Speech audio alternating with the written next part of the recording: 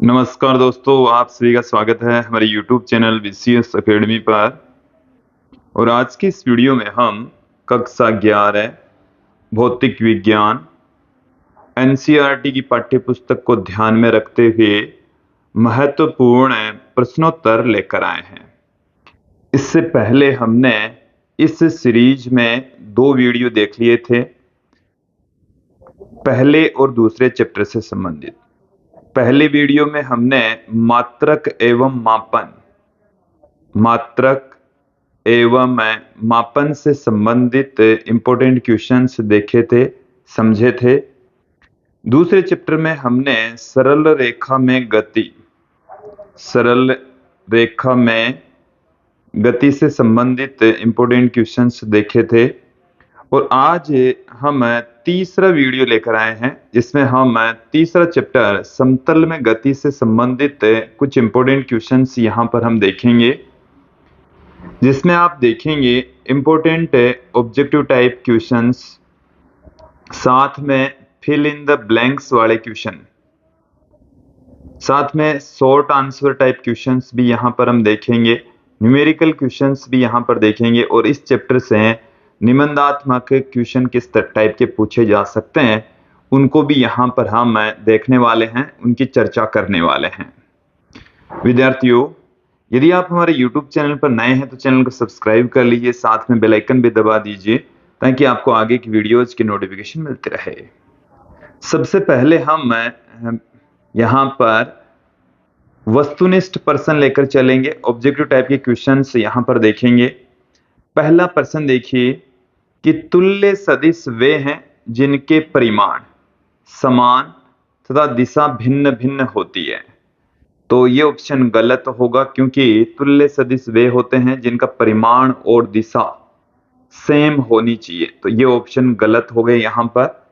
तो देखिए दूसरा ऑप्शन है समान व दिशा भी समान, परिमाण भी समान और दिशा भी समान होती है, तो उनको हम तुल्य सदिश कहते हैं। ये ऑप्शन सही है। तीसरा और चौथा ऑप्शन भी देख लीजिए, परिमाण असमान और दिशा समान होती है, तो ये गलत हो गया हमारे पास में यहाँ पर। और इसी तरीके से परिमाण असमान, दिशा भी असमान हो, तो ये भी गलत हो गया। तो यहाँ पर इसको क्लियर करें कि जैसे हमारे पास में ये 2 सदिश हैं, पहला सदिश हमने यहाँ पर दिखाया है, ये हमने यहाँ पर दूसरा सदिश दिखाया है। तो दोनों का जो परिमाण है वो सेम है, डायरेक्शन सेम है, कि ये जैसे हमारे पास में है ए वेक्टर, ये हमारे पास में है बी वेक्टर, तो दोनों का परिमाण समान है, डायरेक्शन एक दूसरे के समांतर है, तो इन दोनों सदिशों को हम तुल्य सदिश कहेंगे। ऑप्शन बी यहां पर सही हो जाएगा। नेक्स्ट क्वेश्चन की ओर बढ़ते हैं कि यदि ए अक्ष तथा ए वाई किसी सदिश के घटक हैं तो उस सदिश का परिमाण होगा। चलिए इसको भी थोड़ा समझ लें आप। ये जैसे हमारे पास में कार्टेशियन कोऑर्डिनेट सिस्टम है, इसमें ये एक हमने ले ली है एक्स एक्सिस और ये हमने ले ली है वाई एक्सिस। अब एक्स एक्सिस और वाई एक्सिस पर हमने यहाँ पर एक और सदिश ले लिया है। ये हमारे पास में कोई सदिश है, इसको हम नाम दे देते हैं ए वेक्टर। ये जो सदिश है ये है ए वेक्टर। इससे एक्स एक्सिस के ऊपर जब हम लंब डालेंगे तो हमारे पास में एक का घटक आ जाएगा ए एक्स। ओके, इसी प्रकार से यदि हम इस ए से वाई के ऊपर लंब डालेंगे तो एक का घटक आ जाएगा ए वाई। ये एंगल हम ले लें थीटा यहां पर। ओके, तो आप यहां पर देखेंगे ए एक्स और ए वाई दोनों के बीच का जो कोण है वो 90 डिग्री होता है, दोनों के बीच का जो एंगल है वो 90 डिग्री होगा। दो सदिशों के परिणामी को ज्ञात करने का जो हमारे पास फॉर्मूला है, आर बराबर होता है P square plus Q square plus 2pq cos theta का रूट। ये हमारे पास में दो सदिशों का परिणामी का परिमाण ज्ञात करने हेतु फॉर्मूला है। तो यहां पर आप देखेंगे p की जगह हमारे पास में है ax, तो ax का स्क्वायर, q की जगह है ay, तो ay का स्क्वायर प्लस 2 ए अक्ष ए वाई और दोनों के बीच का एंगल यहाँ पर थीटा है जो कि यहाँ पर 90 डिग्री है, जो कि यहाँ पर 90 डिग्री है। cos 90 का मान 0 होता है, तो हमारे पास में जो r की वैल्यू है वो आ जाएगी ए अक्ष स्क्वायर प्लस ए वाई स्क्वायर का रूट। तो यही है इसका आंसर हो जाएगा। आप देखेंगे ऑप्शन डी, तो ऑप्शन डी यहां पर सही होने वाला है। नेक्स्ट क्वेश्चन की ओर बढ़ते हैं कि 3 व 4 न्यूटन के दो बल समकोण पर लग रहे हैं तो उनका परिणामी बल क्या होगा। हमारे पास में यहाँ पर दो बल हमें दे रखे हैं। पहला जो बल है F1 बराबर 3 न्यूटन और F2 बराबर 4 न्यूटन। साथ में ये भी कहा गया है कि दो बल समकोण पर लग रहे हैं, दोनों के बीच का जो एंगल है वो है 90 डिग्री। तो देखिए इनका परिणामी ज्ञात करने का फॉर्मूला क्या है, F बराबर F1 square plus F2 square plus 2 F1 F2 cos theta का रूट। तो यहां पर इनकी वैल्यू पुट कर दीजिए। F1 की वैल्यू है 3 तो 3 का स्क्वायर प्लस F2 की वैल्यू है 4 तो 4 का square plus 2 into 3 into 4 into cos 90 का रूट। विद्यार्थियों में क्लियर कर दूं, cos 90 की जो वैल्यू होती है वो होती है 0। देन यहां से हमारे पास में क्या आ जाएगा, 3 का स्क्वायर हो गया 9, 4 का स्क्वायर हो गया 16। यहां से cos 90 की वैल्यू हो गई 0 तो पूरे टर्म ही 0 हो जाएगी।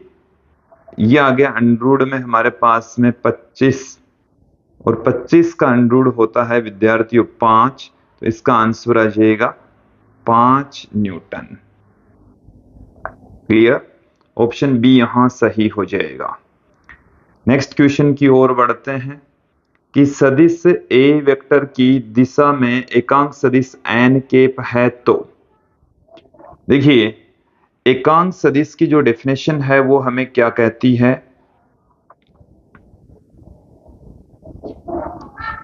एकांक सदिश को केप द्वारा रिप्रेजेंट करते हैं एन केप। ये होता है सदिश बट्टे में सदिश का परिमाण। सदिश बट्टे में जो भी आपके पास में सदिश है उसका आप परिमाण ले लीजिए। जैसे सदिश ए है तो A vector upon A vector का परिमाण। तो ए वेक्टर का जो परिमाण है उसको हम ए से लिख सकते हैं। तो यहां पर गौर करके ऑप्शन देखेंगे तो ऑप्शन ए यहां पर सही होने वाला है। आपको ये भी मिल सकता है ए वेक्टर अपॉन में ए। क्लियर, नेक्स्ट क्वेश्चन की ओर बढ़ते हैं। A vector dot B vector का मान होता है। तो देखिए विद्यार्थियों हमारे पास में यहां पर दो सदिश हैं इस तरीके से। अब इन दोनों के बीच का जो एंगल है वो हम कंसीडर कर लें कि भाई थीटा है, और ये हमारे पास में है ए वेक्टर, ये हमारे पास में है बी वेक्टर, दोनों के बीच का एंगल है थीटा।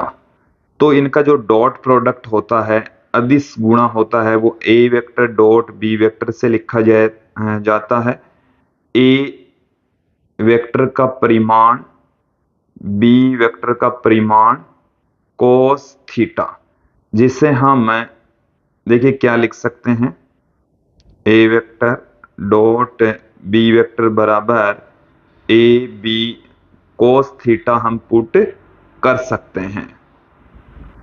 क्लियर, तो यहां पर ऑप्शन देखेंगे ए बी cos थीटा हमें ऑप्शन बी में दे रखा है। नेक्स्ट क्वेश्चन की ओर बढ़ते हैं। A vector equal to 2i cap minus 3j cap plus 3k cap व b vector equal to 2j cap plus 2k cap का अदिश गुणन है। तो देखिए यहां पर आप देखेंगे समझेंगे कि हमारे पास में ए वेक्टर और बी वेक्टर की वैल्यू दे रखी है। A vector dot B vector हमें पूछा है, तो यहां पर ए वेक्टर की वैल्यू है 2i cap minus 3 plus 3 dot B vector की वैल्यू है 2 प्लस 2 अब यहां पर आप ध्यान देंगे एक एक पद को गुणा करते जाइए, तो यहां से इसको गुणा करेंगे तो यह आ जाएगा हमारे पास में 4 डॉट फिर इसी 2 को इससे 2 से गुणा करेंगे तो प्लस में हमारे पास में आ गया 4 डॉट डॉट इसी तरीके से हमारे को इस को गुणा करना है यहां से, तो माइनस में 6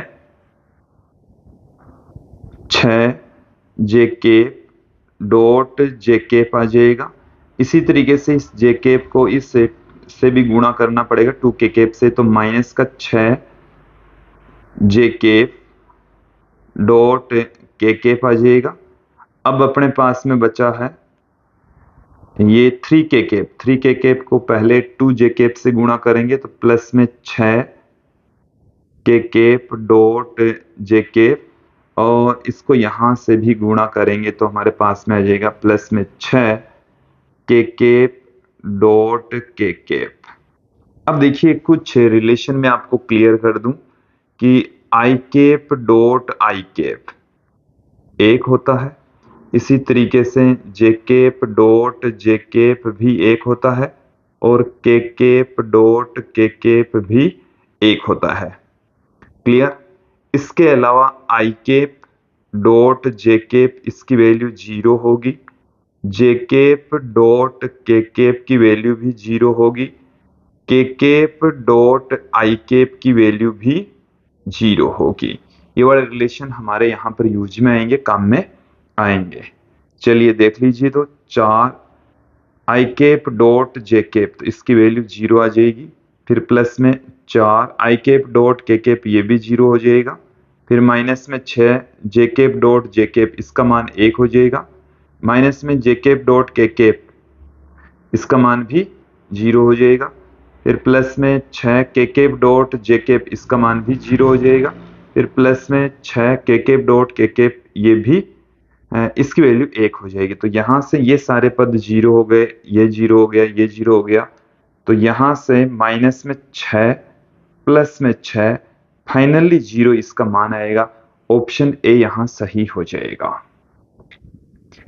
नेक्स्ट क्वेश्चन की ओर बढ़ते हैं।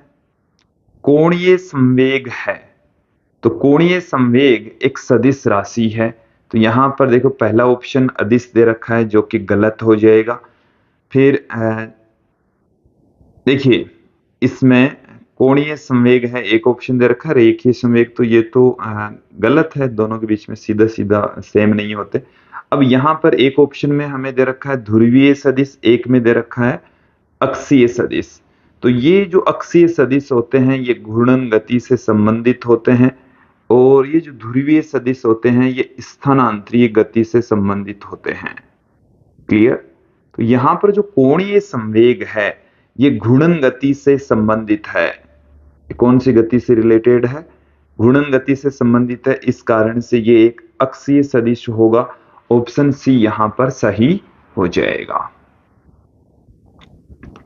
नेक्स्ट क्वेश्चन की ओर बढ़ते हैं कि एक कण एक समान चाल से वर्ताकार पथ पर चक्कर लगाता है तो कण का त्वरण है।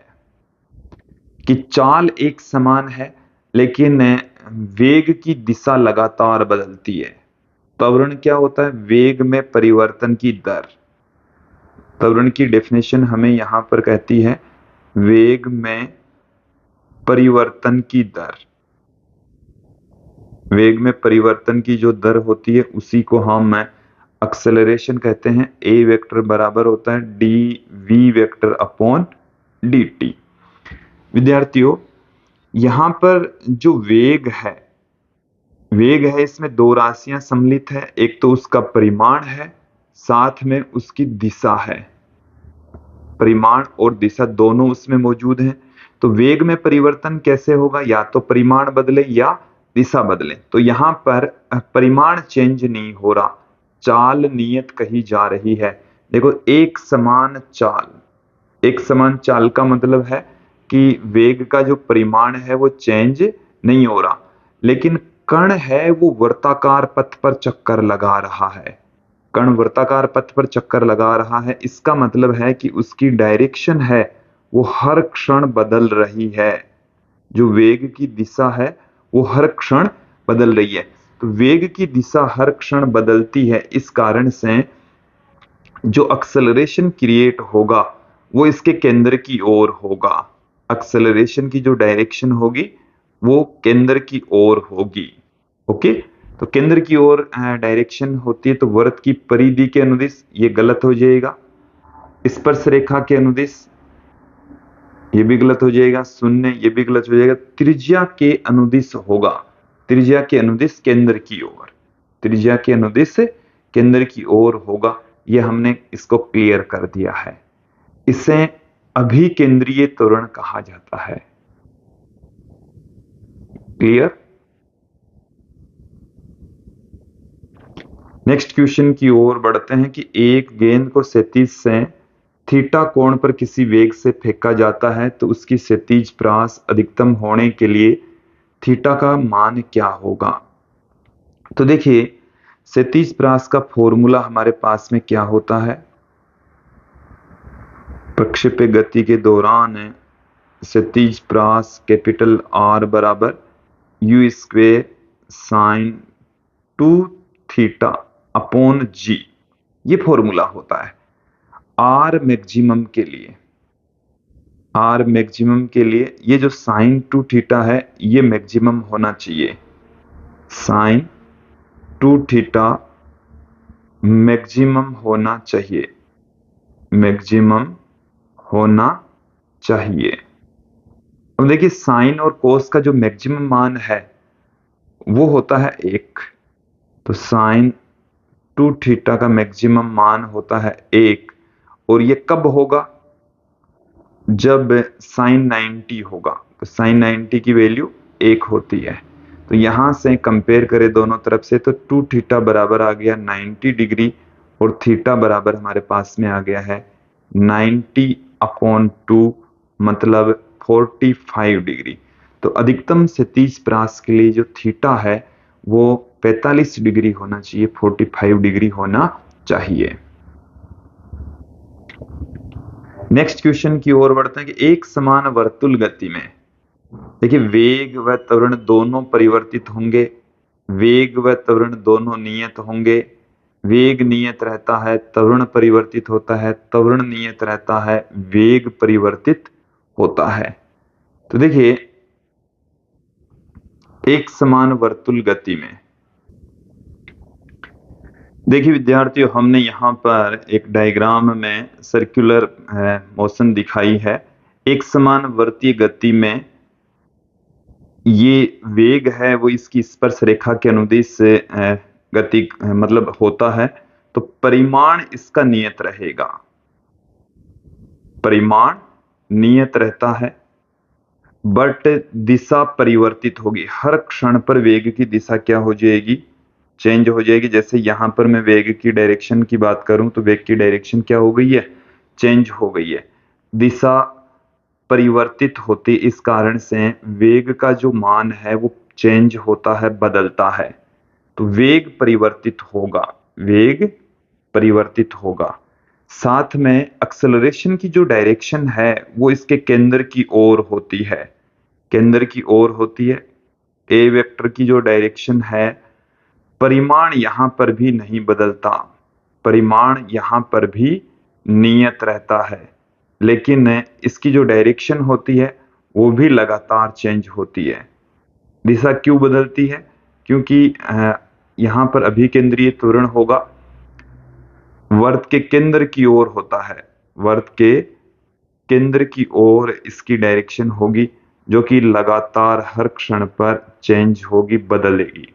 तो वेग और त्वरण दोनों ही नियत नहीं रहेंगे, परिवर्तित होंगे। तो ऑप्शन ए यहां पर सही हो जाएगा। अगले क्वेश्चन की ओर बढ़ते हैं कि किसी प्रक्षेप्य पथ के शिखर पर वेग तथा त्वरण की दिशाएं हैं। कोई प्रक्षेप्य का पथ यहाँ पर हम देखने वाले हैं। जैसे ये हमारे पास में एक क्षैतिज पृष्ठ है, ओके। अब इस क्षैतिज पृष्ठ के ऊपर हम यहाँ से किसी पिंड को फेंकेंगे तो ऐसे क्षैतिज गति प्रक्षेप्य गति करेगा। अब इसके पीक पॉइंट की बात करें, अधिकतम ऊंचाई की बात करें, तो ये हमारे पास में है इसका अधिकतम ऊंचाई। इसको देख लें, समझ लें में आप, ये हमारे पास में शिखर, ये इसके शिखर को बता रहा है। क्लियर। अब इस शिखर के ऊपर एक्सेलरेशन की जो डायरेक्शन है वो तो नीचे रहेगी, क्योंकि ये तो गुरुत्वीय त्वरण के अनुदिश गति अधीन गति करता है, तो जी की डायरेक्शन तो किधर रहेगी, नीचे की ओर रहेगी, ओके। और वेग की डायरेक्शन, यहां पर ऊर्ध्वाधर दिशा में कोई वेग नहीं रहेगा, वेग की डायरेक्शन इसकी क्षैतिज दिशा में रहेगी। वेग की जो डायरेक्शन है वो केवल क्षैतिज डायरेक्शन में रहेगी और v के बराबर, जो कि इसके क्षैतिज घटक, जैसे हमने इसको u वेग से इधर फेंका तो इस डायरेक्शन में इसका जो घटक है वो u cos थीटा के बराबर होती है, क्योंकि जो क्षैतिज घटक है वो पूरी गति के दौरान ही चेंज नहीं होता। ऊर्ध्वाधर घटक अधिकतम ऊंचाई पर 0 हो जाएगा। तो देखिए क्या हो जाएंगे, वेग और जो एक्सेलरेशन है वो दोनों एक दूसरे के लंबवत रहेंगे, परपेंडिकुलर रहेंगे। वो आप यहाँ पर देख भी सकते हैं कि इन दोनों के बीच का जो एंगल है जिसको हमने यहाँ पर दिखाया है, ये वाला जो कोण है वो 90 डिग्री होता है। आपको समझ में भी आ जाना चाहिए। नेक्स्ट क्वेश्चन की ओर बढ़ते हैं कि एक कण 25 सेंटीमीटर त्रिज्या के वर्त में 2 चक्कर प्रति सेकंड की चाल से गति कर रहा है। कण का त्वरण मीटर पर सेकंड स्क्वायर में क्या होगा।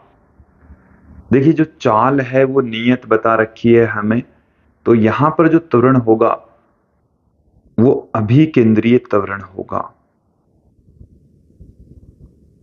जो त्वरण होगा वो अभिकेंद्रीय त्वरण होगा, ओके। और अभिकेंद्रीय त्वरण का फॉर्मूला होता है v स्क्वायर अपॉन में r। यहां से हम v बराबर ओमेगा r पुट कर दें। v बराबर क्या होता है, ओमेगा r। तो यहां से हमारे पास में आ जाएगा omega square into r square बट्टे में r, तो यह आ गया ओमेगा स्क्वायर इंटू r। अब इस ओमेगा की जगह हम 2 पाई f लिख सकते हैं। 2 पाई f हम पुट कर सकते हैं, तो a बराबर हमारे पास में आ गया 4 पाई square f square into r।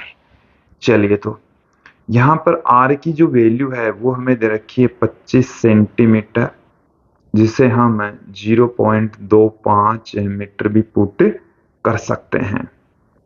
इसके अलावा f हमें दे रखा है 2 चक्कर प्रति सेकंड। 2 चक्कर प्रति सेकंड हमें ये दे रखा है। तो a की वैल्यू क्या होगी, तो a बराबर अब रख दीजिए 4 पाई square f square into r, तो 4 गुणा पाई का स्क्वेयर। f की जो वैल्यू है वो हमारे पास में है 2, तो 2 का स्क्वेयर हो जाएगा इंटू r, जो कि 0.25 हो जाएगी। तो देखिए यहां से 4 को 0.25 से गुणा करेंगे तो 1 हो जाएगा, 2 का स्क्वायर 4 हो जाएगा, तो 4 पाई स्क्वायर इसका आंसर आ जाएगा। और ये जो आंसर आएगा वो मीटर पर सेकंड स्क्वायर में आएगा, तो ऑप्शन सी यहां सही हो जाएगा। नेक्स्ट क्वेश्चन की ओर बढ़ते हैं। स्मॉल एम द्रव्यमान का एक गोलाकार पिंड एल लंबाई की डोरी से बांधकर क्षैतिज वर्ताकार मार्ग पर v चाल से घुमाया जा रहा है। इसे पूर्ण क्षैतिज वर्त में घुमाने में किया गया कार्य क्या होगा। तो देखिए विद्यार्थियों, कार्य बराबर होता है बल गुणा विस्थापन।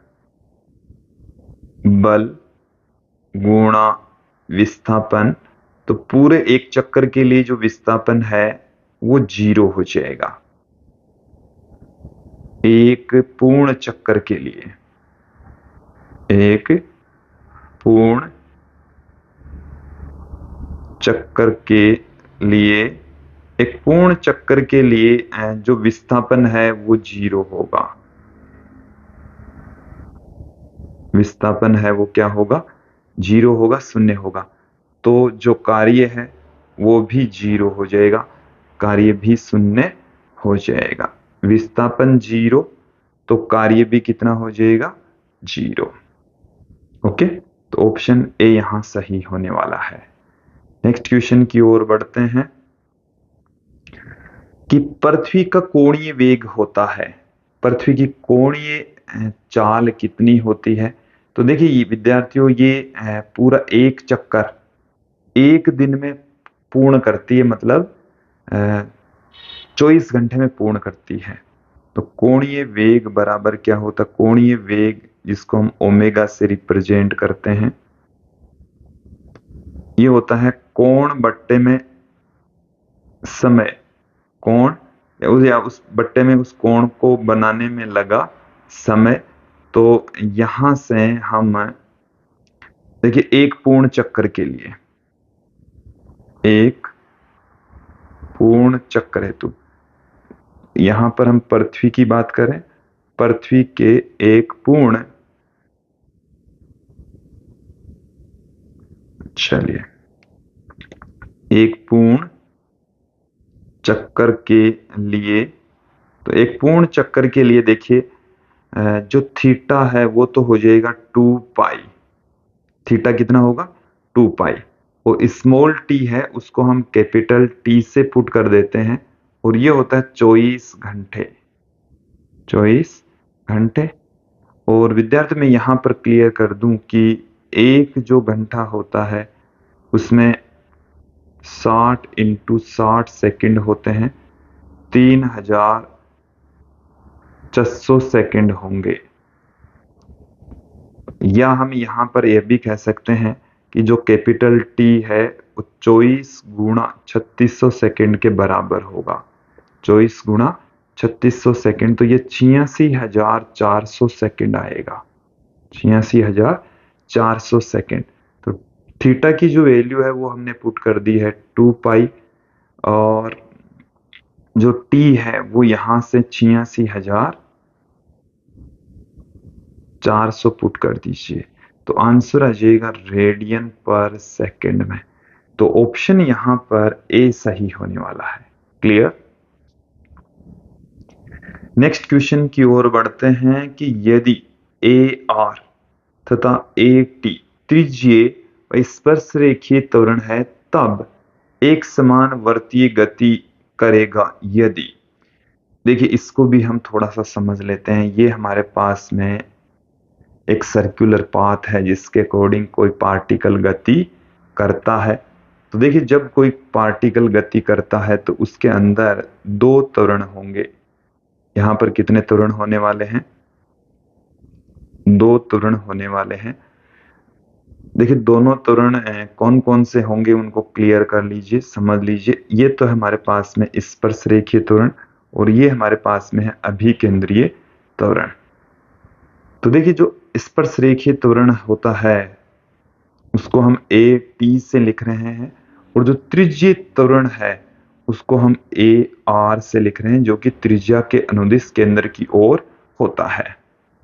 दोनों के बीच का कोण 90 डिग्री होता है।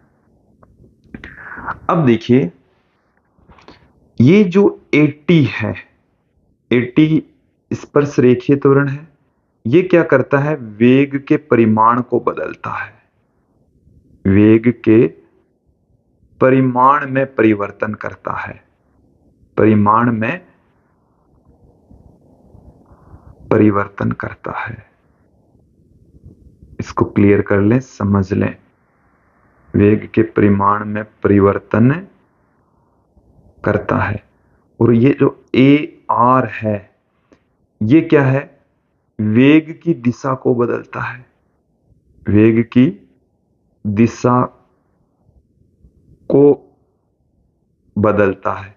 या आप इनको ऐसे भी समझ लीजिए कि वेग की दिशा में परिवर्तन के कारण से AR मतलब अभिकेंद्रीय त्वरण, जिसे हम त्रिज्यीय त्वरण कह रहे हैं, क्रिएट होता है और वेग के परिमाण में परिवर्तन के कारण से स्पर्शरेखीय त्वरण AT क्रिएट होता है। ओके, तो ये कह रहा है हमें कि एक समान वर्तीय गति में, तो एक समान वर्तीय गति में चाल नियत रहती है।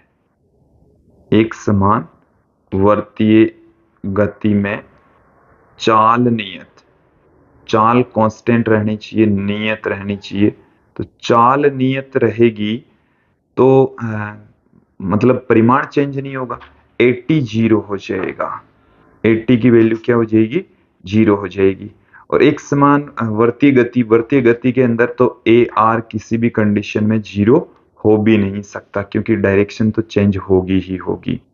तो AR नॉट इक्वल टू 0 और AT इक्वल टू 0 है, तब एक समान वर्तीय गति होगी, जो कि मुझे ऑप्शन सी में नजर आ रहा है। ऑप्शन सी यहां पर सही हो जाएगा। नेक्स्ट क्वेश्चन की ओर बढ़ते हैं कि किसी प्रक्षेपी की क्षैतिज प्रास अधिकतम ऊंचाई की 4 गुनी है, तो प्रक्षेपण कोण का मान क्या होगा? क्वेश्चन को एक बार देख लें कि प्रक्षेप्य की क्षैतिज प्रास महत्तम ऊंचाई की 4 गुना है। क्षैतिज प्रास को हम कैपिटल R से लिखते हैं। तो ये जो कैपिटल R है वो अधिकतम ऊंचाई की 4 गुना है। यहां पर इस R को क्लियर कर लें। R बराबर होता है U square sine 2 theta upon G। इसके अलावा जो अधिकतम ऊंचाई है ये होती है U square sine square theta upon 2G।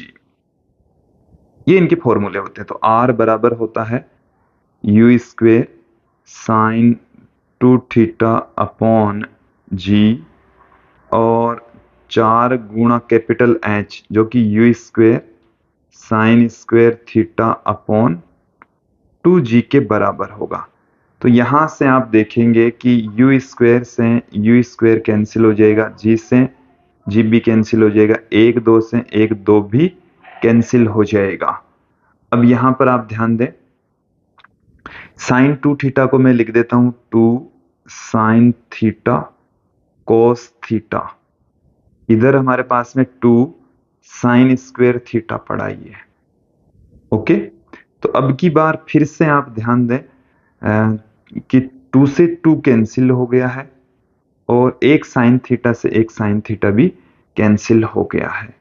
पुनः ध्यान दें कि इधर मैं एक ले लेता हूं बराबर sine theta upon cos theta आ जाएगा, sine theta upon cos theta. तो एक बराबर आ गया हमारे पास में टेन थीटा और इसका मतलब हो गया टेन थीटा बराबर टेन 45। एक की वैल्यू कितनी होती है? टेन 45। तो यहां से थीटा बराबर आ चुका है 45 डिग्री। थीटा बराबर आ गया है 45 डिग्री। ऑप्शन सी यहां सही हो जाएगा। क्लियर? नेक्स्ट क्वेश्चन की ओर बढ़ते हैं। प्रक्षेप्य गति में उच्चतम बिंदु पर वेग है। इधर एक क्वेश्चन के अंदर मैंने आपको समझाया था कि उच्चतम बिंदु पर अधिकतम ऊंचाई के ऊपर जो वेलोसिटी है वो क्षैतिज प्रास के तुल्य ही होती है। सॉरी, दोबारा सुने। चलिए एक बार मैं आपको डायग्राम के जरिए ही समझा देता हूं कि ये हमारे पास में एक क्षैतिज पृष्ठ है और इसके ऊपर इस तरीके से ये कोई प्रक्षेप्य गति कर रहा है कोई पिंड। अब यदि हम पिंड को यहां से u वेग से फेंकें, कितने वेग से हम फेंक रहे हैं? u वेग से फेंक रहे हैं और थीटा कोण पर फेंक रहे हैं, तो इसके जो घटक हैं, प्रारंभ क्षैतिज घटक हैं, वो हमारे पास में है u cos थीटा और जो ऊर्ध्वाधर घटक हैं वो है u sin theta. u cos theta और u sin थीटा इनके ऊर्ध्वाधर और क्षैतिज घटक है। तो अधिकतम ऊंचाई के ऊपर जिसको हम शिखर कहते हैं, उच्चतम बिंदु यहां पर कहा जा रहा है। तो उच्चतम बिंदु के ऊपर क्या होता है कि जो ऊर्ध्वाधर घटक होते हैं वो तो गुरुत्वीय त्वरण के प्रभाव से परिवर्तित होंगे, जीरो हो जाएगा। लेकिन क्षैतिज घटक पूरी गति के दौरान नियत बना रहता है, तो यहाँ पर जो वेग होगा वो u cos थीटा ही बना रहेगा। ओके, तो u cos थीटा होगा, ऑप्शन बी यहाँ पर सही हो जाएगा। नेक्स्ट क्वेश्चन की ओर बढ़ते हैं कि दो कण क्षैतिज से थीटा व 90 माइनस थीटा कोण पर फेंके जाते तो उनकी महत्तम ऊंचाइयों का अनुपात क्या होगा। तो देखिए दो कण हमारे पास में है, एक को हम तो पहले कण की जो क्षैतिज परास है, क्षैतिज परास नहीं कह रखी है, महत्तम ऊंचाइयां दे रखी है। तो महत्तम ऊंचाई h1 से लिखी जाती है u square sine square theta upon 2g, ये पहले कण की है। दूसरे के लिए क्या हो जाएगा, h2 बराबर u square sine square 90 minus theta upon 2g। विद्यार्थियों मैं यहां पर आपको क्लियर कर दूं कि sine 90 minus theta cos theta होता है, तो कोस स्क्वेयर थीटा आ जाएगा। यहां पर देखो इस फॉर्मूले को क्लियर करें, साइन 90 माइनस थीटा ये प्रथम चतुर्थांश में होगा, और प्रथम चतुर्थांश के अंदर सभी त्रिकोणमितीय फलन धनात्मक होते हैं। 90 के ऊपर साइन का कोस हो जाएगा, तो कोस थीटा हो जाएगा। साइन 90 माइनस थीटा की जगह हम क्या लिख देंगे, कोस थीटा लिख देंगे। इससे मैं दे देता हूं इक्वेशन नंबर 1, इससे मैं दे देता हूं इक्वेशन नंबर 2, h1 बट्टे में h2 बराबर h1 की जो वैल्यू है वो हमारे पास में है u square sine square theta upon 2g, और h2 की जो वैल्यू है वो हमारे पास में है u square sine square theta, sine square की बजाय यहाँ पर आएगा कोस स्क्वेयर थीटा अपॉन 2g। तो देखिए यहाँ पर हमारे पास में बच गया है साइन स्क्वेयर थीटा अपॉन कोस स्क्वेयर थीटा। तो इसी फॉर्म में ही हमारे को आंसर दे रखा है, साइन स्क्वेयर थीटा रेशियो कोस स्क्वेयर थीटा। ऑप्शन डी यहां सही हो जाएगा। नेक्स्ट क्वेश्चन की ओर बढ़ते हैं। दूध का मंथन करने पर क्रीम प्राप्त होती है, इसका उदाहरण है। ये अपकेंद्रीय बल के कारण से होता है। क्लियर? तो जब हम दूध को मथते हैं या दही को मथने पर छाछ या घी प्राप्त होता है, तो दूध को मथने पर क्रीम और दही को मथने पर घी प्राप्त होता है, तो ये अपकेंद्रीय बल की वजह से होता है। नेक्स्ट क्वेश्चन की ओर बढ़ते हैं कि एक हवाई जहाज पृथ्वी तल से 490 मीटर की ऊंचाई पर 100 मीटर प्रति घंटे 100 मीटर प्रति सेकंड की चाल से उड़ रहा है। यह एक गुटके को छोड़ता है, तो यह पृथ्वी तल पर कितनी दूर जाकर गिरेगा। तो विद्यार्थियों हमारे को यहां पर क्षैतिज परास पूछी है। देखो क्या क्या हमें दे रखा है। एक तो हाइट हमें यहां पर दे रखी है 490 मीटर। ओके, इसके अलावा जो वायुयान की चाल है, हवाई जहाज की जो चाल है, वह गुटके की प्रारंभिक चाल होगी जो कि 100 मीटर प्रति सेकंड दे रखी है। 100 मीटर प्रति सेकंड। इसके अलावा यहाँ पर हमें और कुछ दे नहीं रखा, तो जी का मान हम 9.8 मीटर पर सेकंड स्क्वायर लेकर चलेंगे। तो देखिए ये हमारे पास में जो क्षैतिज प्रक्षेप्य गति हो रही है, इसको भी एक डायग्राम के जरिए आप समझ लें कि जो पिंड है ये हमारे पास में जैसे क्षैतिज पृष्ठ है, और यहां से ये h ऊंचाई पर उड़ रहा है, तो यहां से किसी पिंड को गिराएंगे तो वो ऐसे पथ पर गति करता हुआ नीचे आकर गिरेगा। तो देखिए इसका जो प्रारंभिक वेग है वो इस डायरेक्शन में होगा u। यहां से जो हाइट है ये हमारे को दे रखी है h। अब हमें ये पूछा है ये वाली जो डिस्टेंस है जिसको हम क्षैतिज परास कह रहे हैं, ये कितनी होगी। तो देखिए यहां पर क्लियर करें, क्षैतिज परास का फॉर्मूला हमारे पास में है R बराबर यू अंडर में 2h अपॉन जी। ये फॉर्मूला आया कहाँ से, तो आप हमारे नोट्स की सहायता ले सकते हैं, हेल्प ले सकते हैं। उसमें आपको इस फॉर्मूले को एज इट इज प्रूफ किया हुआ मिलेगा। यू का मान देखिए, 100 अंडर में 2h, तो h का मान 490 बट्टे में 9.8। तो यहां से हमारे पास में आ जाएगा 2 गुणा 49 गुणा 10 गुणा, मैंने पॉइंट हटाया तो 1 10 में और ऊपर लगा दूंगा 9.8।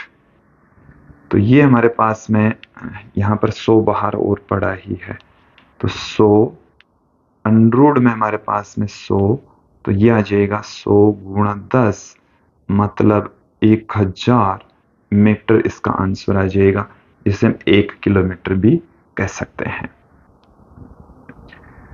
विद्यार्थियों, ये तो थे हमारे ऑब्जेक्टिव टाइप के क्वेश्चन से। अब हम बात करेंगे यहाँ पर रिक्त स्थान, फिल इन द ब्लैंक्स वाले कुछ क्वेश्चंस यहाँ पर हम देखेंगे। पहला ही जो हमारा प्रश्न है कि प्रक्षेप्य का पथ होता है, तो प्रक्षेप्य का जो पथ है वो परवलयाकार होता है विद्यार्थियों। जैसे ये हमारे पास में कोई क्षैतिज पृष्ठ है, इसके ऊपर क्षैतिज से किसी कोण के ऊपर हमने किसी पिंड को फेंका, तो इसका जो पथ होता है वो परवलयाकार होता है। इसका हमने एक इक्वेशन भी फाइंड आउट की थी, उस इक्वेशन को मैं आपके सामने रख देता हूं। y बराबर, हमारे नोट्स में आपको मिल सकता है, हमारे यूट्यूब वीडियोज में भी ये वाली इक्वेशन आपको प्रूफ की हुई मिल जाएगी। 2u square cos square theta x square, ये एक परवलय का समीकरण है। तो ये परवलयाकार पथ पर गति करता है, परवलयाकार पथ पर गति करता है। देखो परवलय का समीकरण क्या होता है उसको थोड़ा सा मैं क्लियर कर दूं। यहां पर इसमें दो राशि होगी x और y, उनमें से दोनों में से एक राशि का स्क्वायर होगा, ऐसे। इसे हम ऐसे भी लिख सकते हैं, y है वो k अक्स स्क्वायर के बराबर, या x है वो k y स्क्वायर के बराबर, ऐसे भी लिखे जा सकते हैं। इनको हम y बराबर माइनस में k अक्स स्क्वायर और x बराबर माइनस में k y स्क्वायर के रूप में भी लिख सकता हूं। तो इसमें यहां पर आप देखेंगे कि y की घात यहां पर 1 है, यहां पर y की घात 2 है। तत्पश्चात जो पथ बनेगा वो परवलयाकार पथ बनेगा, पिंड है वो परवलयाकार पथ पर गति करेगा। नेक्स्ट क्वेश्चन की ओर बढ़ते हैं कि वर्ती पथ पर गति के लिए एक बल की आवश्यकता होती है जिसकी दिशा सदैव केंद्र की ओर होती है, जिसे अभिकेंद्रीय बल कहते हैं। इसे अभिकेंद्रीय बल कहा जाता है। ओके, यहां पर आप देखें समझें कि ये हमारे पास में जैसे कोई सर्कुलर पाथ है, जिस पाथ के अकॉर्डिंग कोई पिंड गति करता है, तो केंद्र की ओर एक बल यहां पर काम करेगा। उस बल को हम अभिकेंद्रीय बल कहते हैं। एफसी से नोट करते हैं, एम वी स्क्वेयर अपॉन में आर के बराबर इसकी वैल्यू होती है। नेक्स्ट क्वेश्चन की ओर बढ़ते हैं कि कोणीय त्वरण एक अक्षीय सदिश है जिसकी दिशा घूर्णन अक्ष के अनुदिश होती है। इसकी जो डायरेक्शन है वो घूर्णन अक्ष के अनुदिश होगी, क्योंकि ये एक अक्षीय सदिश है। नेक्स्ट क्वेश्चन की ओर बढ़ते हैं कि एकांक सदिश का परिमाण 1 होता है। एकांक सदिश का परिमाण सदैव कितना होता है विद्यार्थियों? 1 होता है। नेक्स्ट क्वेश्चन देखेंगे, दो समांतर सदिशों का सदिश गुणनफल होता है। दो समांतर सदिशों का सदिश गुणनफल, जैसे ये हमारे पास में कोई सदिश है ए वेक्टर। ओके, दोबारा मैं बना लेता हूं। ये हमारे पास में है ए वेक्टर, ये हमारे पास में है बी वेक्टर। इसको मैं ए वेक्टर इस तरीके से दिखा दूं, ये बी वेक्टर ऐसे दिखा दूं, और दोनों के बीच का जो एंगल है वो 0 डिग्री है। एंगल 0 डिग्री इसलिए है क्योंकि दोनों एक दूसरे के समांतर हैं। तो यहां पर आप ध्यान दें कि A vector cross B vector, इनका सदिश गुणा हो जाएगा। ये होता है A B sine theta N cap. यहां पर दोनों समांतर हैं तो ये आ जाएगा हमारे पास में साइन 0। साइन 0 का मान होता है 0। साइन थीटा बराबर साइन 0 डिग्री, और साइन 0 डिग्री का मान होता है 0। देन यहां से ए पूरी की पूरी वैल्यू ही 0 आ जाएगी। तो अपने पास में मान आ जाएगा ए वेक्टर क्रॉस बी वेक्टर बराबर 0। तो इनका सदिश गुणनफल 0 होगा, 0 होगा। नेक्स्ट क्वेश्चन की ओर बढ़ते हैं। यदि ए वेक्टर बराबर बी वेक्टर बराबर और सी वेक्टर बराबर ये हैं तो ए बी और सी का परिमाण ज्ञात कीजिए। तो पहले तो इनको हमें जोड़ना पड़ेगा, फिर इनकी परिमाण की वैल्यू ज्ञात करनी पड़ेगी। तो A vector plus B vector plus C vector. चलिए, तो ए वेक्टर हमारे पास में है i cap minus 4 j cap, और फिर बी वेक्टर तो माइनस में 2 i cap plus j cap plus k cap, फिर प्लस में हमारे पास में है i cap minus 2 j cap plus 2 k cap. तो यहां से आप ध्यान देंगे आई केप माइनस में 2 आई केप और आई केप, तो प्लस का 2 आई केप माइनस का तो ये तो हो जाएंगे 0। ये तो कितना हो गया 0। अब देखो जे केप कितना है, माइनस में 4 प्लस में 1 माइनस का 2, तो माइनस का 6 और प्लस का 1, तो माइनस का 5 जे केप आ जाएगा। के केप देखें, एक के केप यहाँ है, 2 केप केप यहाँ है, तो प्लस में 3 के केप आ जाएगा। अब अपन को निकालना है A vector plus B vector plus C vector का परिमाण। तो इसका मतलब आ गया -5 जे केप प्लस 3 के केप का परिमाण ज्ञात करना है। तो देखिए, परिमाण ज्ञात करने का तरीका यह है कि आई केप जे केप और के केप के गुणांकों का आप वर्ग कीजिए, उन्हें आप जोड़ दीजिए, फिर उनका अंडर ले लीजिए। तो -5 का स्क्वायर हो जाएगा 25, 3 का स्क्वायर हो जाएगा 9।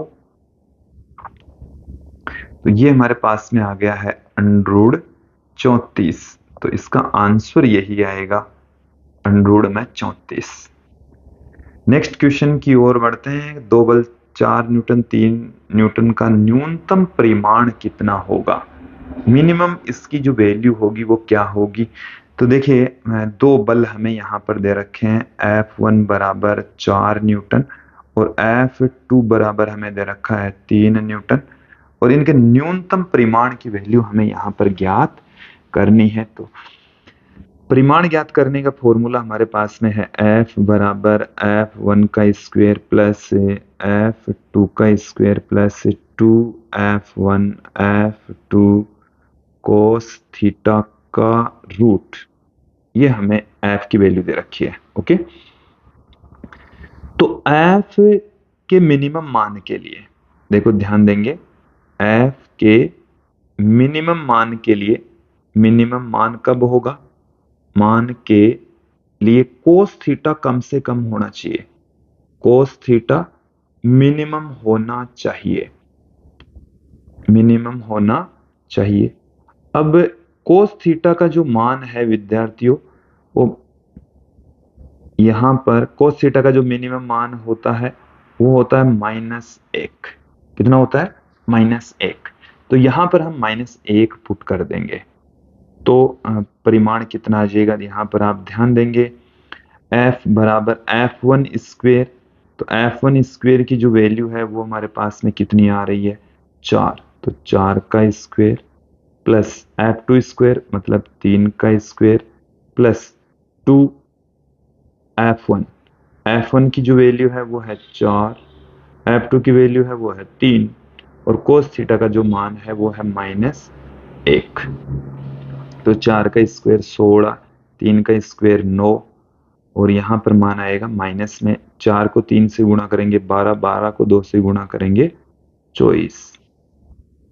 तो यहाँ पर हमारे पास में 25 माइनस 24 का रूट, ये हमारे पास में 1 का रूट आ गया, 1 का रूट 1 हो जाएगा, 1 न्यूटन आ जाएगा। नेक्स्ट क्वेश्चन की ओर बढ़ते हैं। दो बराबर बल एक दूसरे के लंबवत काम कर रहे हैं तो इनका परिणामी बल 14.14 न्यूटन है, तो प्रत्येक बल का परिमाण ज्ञात कीजिए। देखिए दो बल हैं, एक बल है F1, दूसरा बल है F2 और दोनों बराबर हैं। इनका जो परिणामी बल है वो है 14.14 न्यूटन। दोनों एक दूसरे के लंबवत काम कर रहे हैं। दोनों के बीच का एंगल कितना दे रखा है?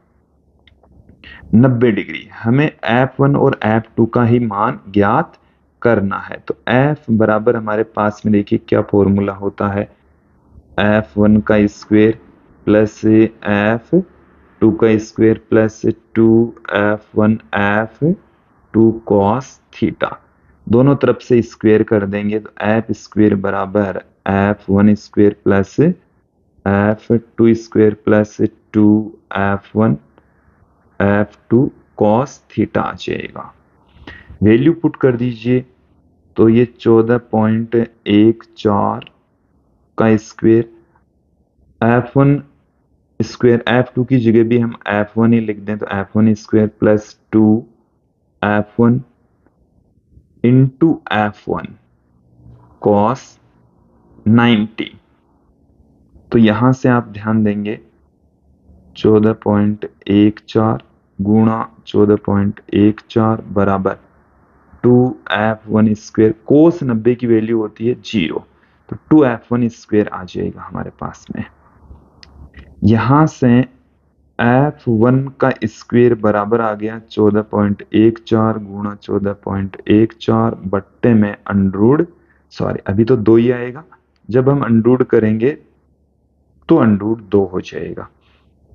तो यहां से F1 की वैल्यू कितनी आ जाएगी? 14.14 बट्टे में अंडरूट 2। अंडरूट 2 का मान होता है विद्यार्थियों 1.414। तो ये हमारे पास में 10 न्यूटन आ जाएगा। तो F1 और F2 दोनों की ही वैल्यू कितनी आ जाएगी? F1 और F2 दोनों बराबर हैं और ये 10 न्यूटन आ जाएंगे। क्लियर हो जाना चाहिए, समझ में आ जाना चाहिए। अगले क्वेश्चन की ओर बढ़ते हैं कि सदिश A वेक्टर बराबर 3ik प्लस 4j का परिमाण व दिशा ज्ञात कीजिए। तो देखिए इस के अंदर हमारे को ये A वेक्टर बराबर A अक्ष i cap plus AY j cap ये दे रखा है। तो हमें यहाँ पर A वेक्टर का परिमाण ज्ञात करना है। A वेक्टर का जो परिमाण होता है उसको हम A से लिख सकते हैं, जो कि ax square plus ay square के रूट के बराबर होगा। तो a बराबर a अक्ष स्क्वायर, ax का मान है 3 तो 3 का स्क्वायर, ay स्क्वायर जो कि 4 तो 4 का स्क्वायर का रूट। तो a बराबर अपने पास में आ जाएगा 9 प्लस 16 का रूट, 9 प्लस 16 हमारे पास में हो जाएंगे 25। तो इसका आंसर आ जाएगा 5। परिमाण 5 आ गया। अब हम यहाँ पर दिशा ज्ञात करेंगे। तो थीटा बराबर हमारे पास में होता है tan inverse AY upon A अक्ष। तो यहाँ पर वैल्यू पुट कर देंगे तो tan इनवर्स AY की वैल्यू हमारे पास में है 4, AX की वैल्यू है 3। तो ये हमारे पास में दिशा का सूत्र आ जाएगा, दिशा का फॉर्मूला आ जाएगा।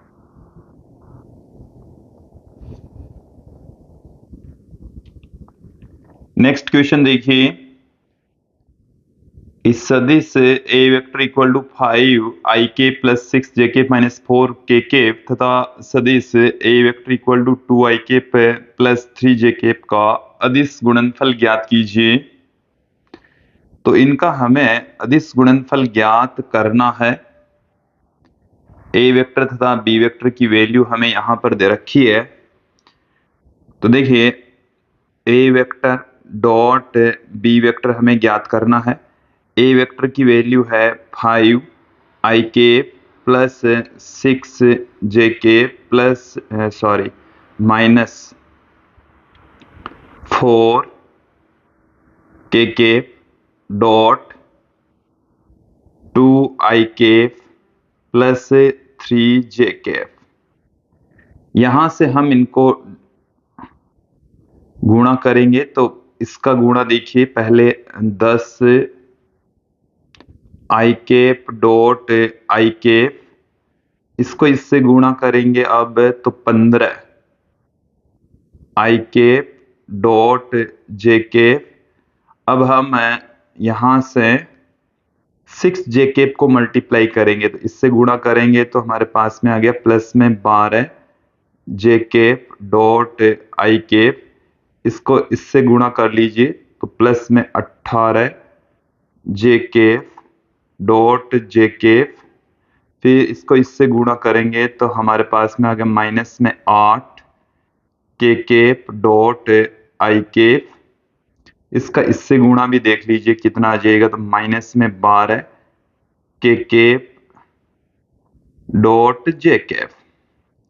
अब यहां पर आप देखेंगे कि जो कुछ रिलेशन है वो मैं आपको क्लियर कर दूं कि i cap dot I cap, j cap dot J cap और के केप डॉट के केप, इनका मान 1 होता है।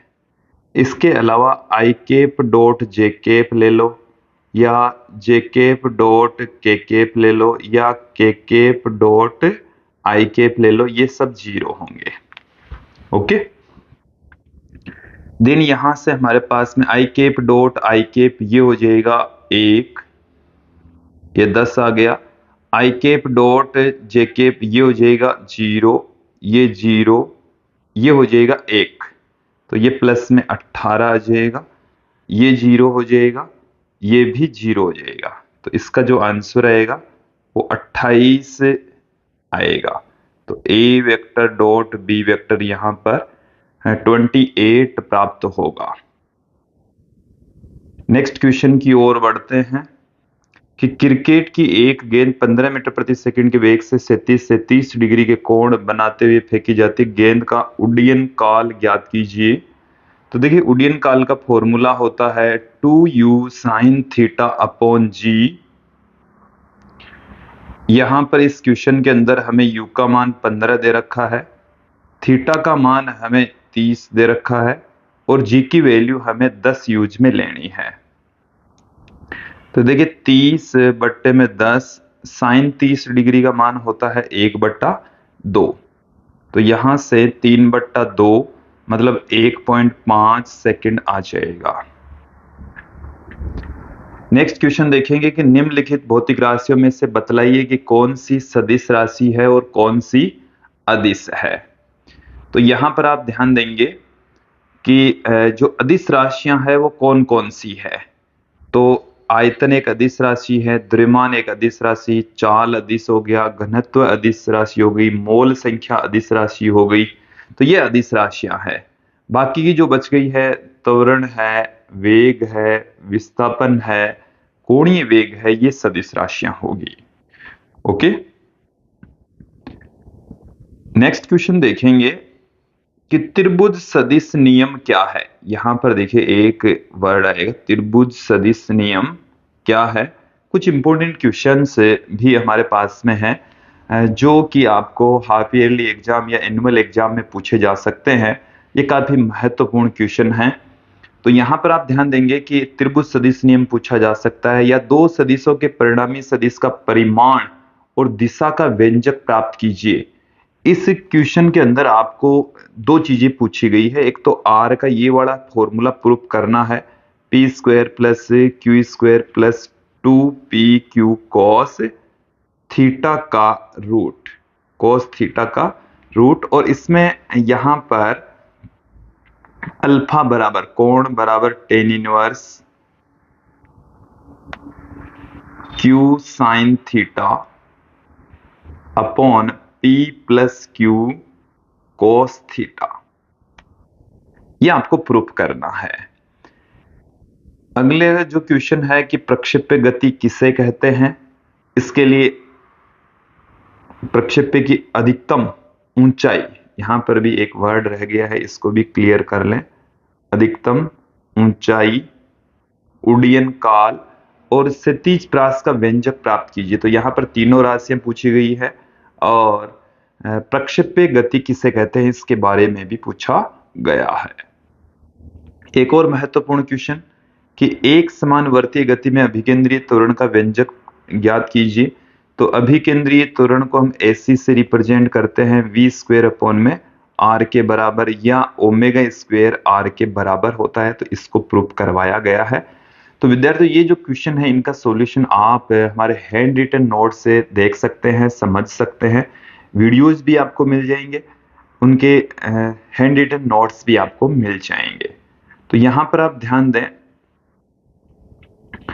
कि हैंड रिटन नोट्स आप कहां से प्राप्त कर सकते हैं। तो हमारा ऐप है BCS अकेडमी, वहां से आप इसको प्राप्त कर सकते हैं, हमारी एप्लीकेशन से आप प्राप्त कर सकते हैं। इसके अलावा हमारे व्हाट्सएप नंबर हैं, उन व्हाट्सएप नंबर से भी आप प्राप्त कर सकते हैं। तो केवल आपको व्हाट्सएप करना है, कॉल नहीं करना है। इन नंबर पर आप व्हाट्सएप करेंगे तो हैंड रिटन नोट्स और वीडियोस की लिंक आपको प्राप्त हो जाएगी। आपको फिजिक्स के साथ में केमिस्ट्री के भी हैंड रिटन नोट्स हमारी एप्लीकेशन पर मिल जाएंगे। चलिए आगे बढ़ते हैं। नेक्स्ट क्वेश्चन देखें कि क्रिकेट का कोई खिलाड़ी किसी गेंद को 100 मीटर की अधिकतम से तेज दूरी तक फेंक सकता है। वह खिलाड़ी उसी गेंद को जमीन से ऊपर कितनी ऊंचाई तक फेंक सकता है। तो देखिए उसी स्थिति के अंदर यदि हम याद करें तो हमारे पास में अधिकतम जो क्षैतिज प्रास है उसका फॉर्मूला होता है u स्क्वायर अपॉन में g, जो कि 100 के इक्वल होगा। तो u स्क्वायर अपॉन g की वैल्यू हमें 100 दे रखी है। अधिकतम ऊंचाई क्षैतिज मतलब प्रक्षेप्य गति के दौरान अधिकतम ऊंचाई u square sine square theta upon 2g होती है। और अधिकतम क्षैतिज प्रास वाली स्थिति तब प्राप्त होती है जब थीटा की जो वैल्यू है वो आप 45 डिग्री लेकर चले। तो देखिए दो इसमें है कि उसी स्थिति के अंदर यदि हम ज्ञात करें तो h बराबर हमारे पास में आ जाएगा u square upon 2g sine 45 degree, sine 45 degree और उसका भी स्क्वायर। तो u square upon 2g sine 45 का मान होता है 1 में √2 और उसका स्क्वायर हो जाएगा। तो h बराबर u स्क्वायर अपॉन g की जगह मैंने लिख दिया 100, 2 पढ़ा ही है, 2 और आ जाएगा। तो ये 25 मीटर हमारे पास में इसका आंसर आ जाएगा। क्लियर।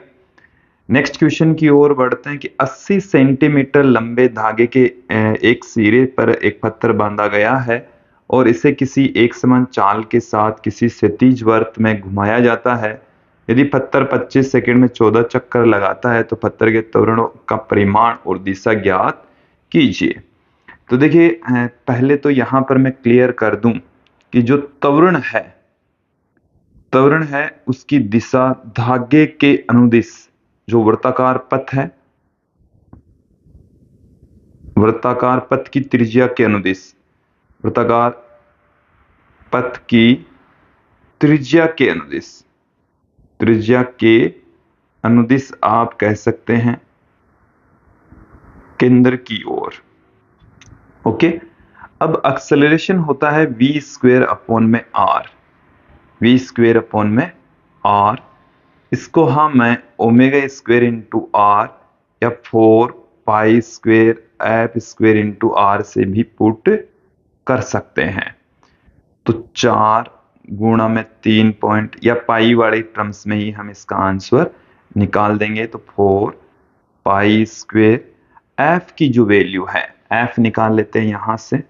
एफ बराबर चक्रों की संख्या बट्टे में उसमें लगा समय, तो 14/25 हर्ट्ज आ जाएगा या चक्कर प्रति सेकंड आ जाएगा। आर की जो वैल्यू है वो हमें 80 सेंटीमीटर दे रखी है, मतलब हमें 0.80 मीटर दे रखी है। चलिए एफ की वैल्यू रख देंगे, तो 14/25 गुणा 14/25 और आर की वैल्यू हमें 0.8 दे रखी है। तो यहां से हम कैलकुलेशन करेंगे तो हमारे पास में हमारा फाइनल जो आंसर है वो प्राप्त हो जाएगा। तो ये था विद्यार्थियों आज का हमारा वीडियो, जिसमें हमने समतल में गति से संबंधित कुछ महत्वपूर्ण क्वेश्चन आंसर देखे, समझे, और मुझे उम्मीद है आप लोगों को ये जो क्वेश्चंस हैं वो अच्छे से समझ में आए होंगे। आज की इस वीडियो में इतना ही। नेक्स्ट वीडियो में हम कार्य ऊर्जा एवं शक्ति से पहले हम देखेंगे गति के नियम पर आधारित कुछ महत्वपूर्ण प्रश्नोत्तर। तो आज की इस वीडियो में इतना ही। धन्यवाद दोस्तों, नेक्स्ट वीडियो में फिर मिलेंगे। धन्यवाद।